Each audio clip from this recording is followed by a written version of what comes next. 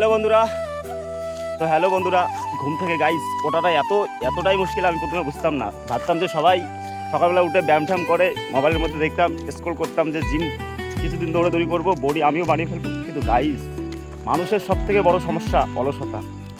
Guys সকালবেলা উঠতেই মন চায় না, কিন্তু তবুও কেউ ফোন করে, কেউ ডেকে আনে, তারপরে উঠি। এভাবে গাইস নিজের যদি ইচ্ছা না থাকে সে কি অবশ্যই বডি বানাতে পারবে? তোমরা কমেন্ট করো। আর আমার অবস্থা বর্তমানে এই হাল, ফোন না করলে গাইজ আমি ভুলে যাই যে আজকে আমার যাওয়া লাগবে। তো যাই হোক, নিজের চর্চাটা ইচ্ছা থাকে। এই এখন ব্যায়াম করতে আসছি, এখন মনে হচ্ছে বডি বাড়িয়ে ফেলবো। যখন বাড়ি যাব, রাত্রি হবে, ঘুমাবো, সকালবেলা দেখবো আবার সেই আগের অবস্থা। তো গাইজ বৃত্তির খেলা এইরকমই।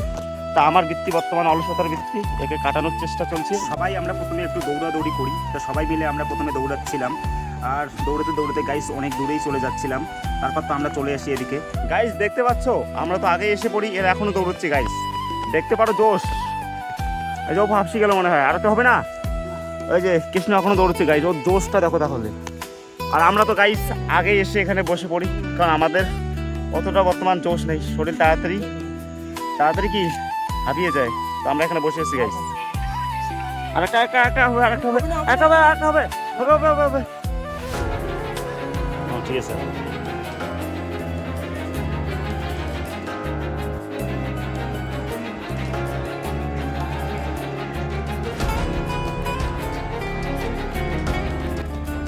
তো গাইস ফাইনালি আজকে ব্যায়াম করা শেষ হলো, এখন আমরা বাড়ি যাচ্ছি। আর তোমার সাথে দেখা হচ্ছে তোমাদের সাথে নতুন কোনো ভিডিওতে। তো টাটা, বাই বাই।